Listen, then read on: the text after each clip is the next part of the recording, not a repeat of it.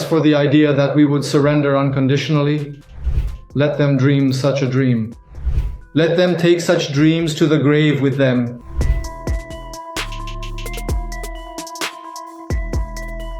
Iran apologized. After a week of back-and-forth strikes, did U.S.-Iran dynamics take a significant and drastic turn on March 7th? Iran's President Masoud Pezeshkian, on March 7th, issued an apology to its Gulf neighbors, and not the United States.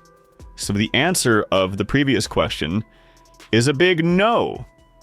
In an apparent pre-recorded statement, Masoud announced that the Leadership Council had approved the suspension of attacks on neighboring countries unless they attack Iran.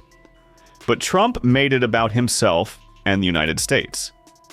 On March 7th, taking to Truth Social, Trump said that Iran has apologized and surrendered to its Middle East neighbors because of the relentless U.S. and Israeli attacks. In the long post, Trump didn't forget to lob an insult at Iran and called it the loser of the Middle East. But it's not these statements that are as concerning as Trump's dire threat to Iran. Trump announced, today, Iran will be hit very hard. What is even more distressing is that Trump hinted at targeting another key figure in the regime. Trump wrote, and I quote, "Under serious consideration for complete destruction and certain death because of Iran's bad behavior." After Khamenei, who is on the US and Israel's hit list this time, he also vowed that the US will target areas and groups that were not even under consideration for targeting until today. On the morning of March 7th, in a post on X, US CENTCOM flaunted strikes on over 3,000 targets in the first week of Operation Epic Fury and warned US is not slowing down. Notably, when the Iranian president apologized, he made one thing very clear: Iran will not bow down to Trump's unconditional surrender threat.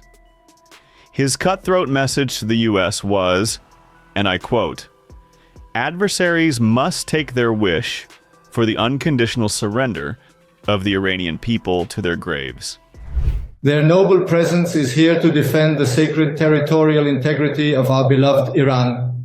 Iran, which is truly the most proud and ancient land in the entire long history of the Iranian people. This is true. Whatever appearance it may have, their presence is for the defense of the territorial integrity of our Iran. Iran is our proud historical land, and this causes our enemies to become disappointed in whatever they have in mind. We are grateful to these noble people. All these disagreements, worries, and resentments that we have toward each other, in my belief, today, all of these must be set aside. We all need to join hands and defend our land and soil with strength. And we will stand firm to the last breath so that we can lead our proud Iran out of this crisis. And as for the idea that we would surrender unconditionally, let them dream such a dream. Let them take such dreams to the grave with them. What we are committed to are valid laws, human frameworks, and the very principles that they themselves claim to uphold. They, too, must adhere to these principles and respect the rights of all countries, including, naturally, Iran and ourselves. They have no right to ignore us. Here, I find it necessary to apologize, both on behalf of Iran and myself, to the neighboring countries that have been attacked. Because of the developments and events that have taken place, our commanders, our leaders, our dear ones have truly sacrificed their lives, and by God, the heroes who placed the palm of their hands down to defend territorial integrity, when the commanders were no longer present, acted on their own initiative and carried out all the necessary actions. With dignity and strength they defended our land. We have no intention of invading neighboring countries. As I have said time and again, they are our brothers. We must join hands with these dear ones in the region and bring peace and tranquility. We should establish this, and I hope that the recent events, along with the decision we made yesterday in the Supreme Leadership Council, will help. This decision was reported to the armed forces, stating that from now on, they must not attack neighboring countries or launch missiles at them unless those countries initiate an attack against us. I believe we should resolve this through diplomacy, so that by supporting and cooperating with neighboring countries, we can avoid problems we serve. They should know this. In the government, all our leaders, all our forces, and all our resources must work. We will not fall short as far as it is within our power. We are here to serve our people, and we will strive to ensure that no problem arises for our dear people from our side.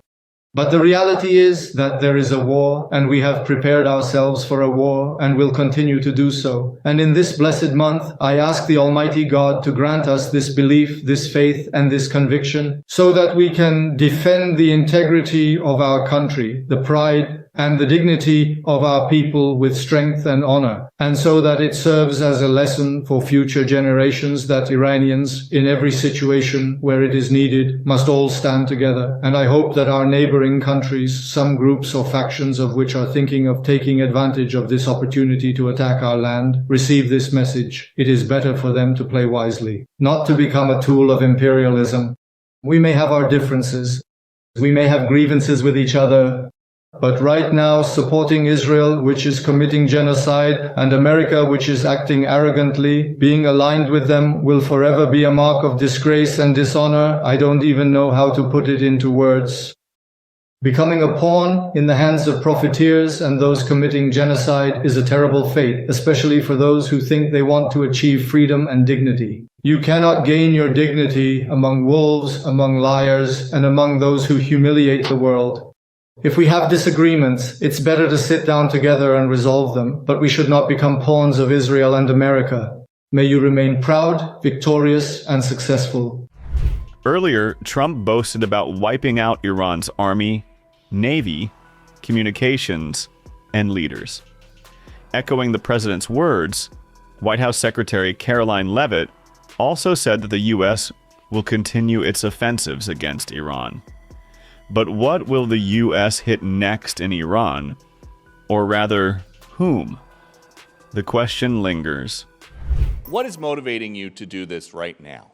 Because there is a lot of other stuff going on in the world. Right, that's right. There's a lot. We're doing by the way, in Iran, we're doing very well. Somebody said, how would you score it from 0 to 10? I said, I'd give it a 12 to a 15. Their army is gone. They're just about, look, their navy is gone.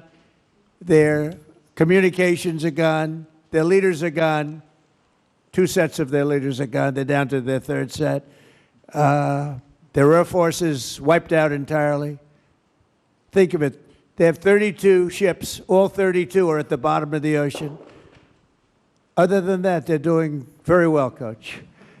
Very well. We're doing, our military is doing phenomenally.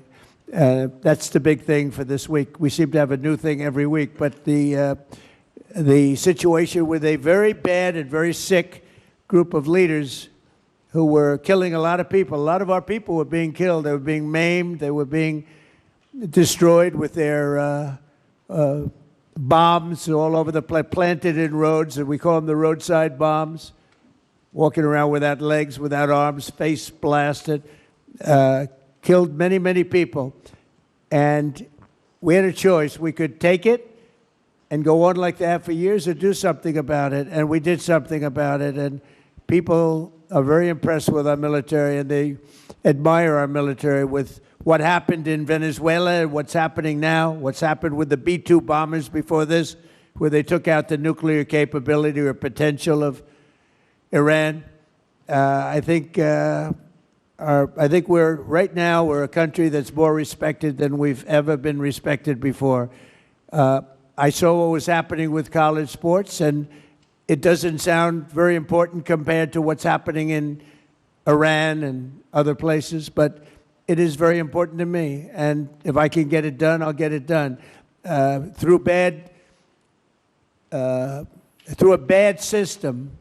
It's a bad system. Through a bad legal system, you want to know the truth, we have a situation that is almost unsolvable, and we'll see if we can solve it. And, you know, Peter, the fact is we're talking about colleges that are going to go out of business by many, many colleges are going to be out of business. This isn't just about student athletes. This is about our whole educational system is going to go out of business because of this. So I understand what you're saying in terms of the level of importance, but to me, this is very important. Very, very important. Thank you.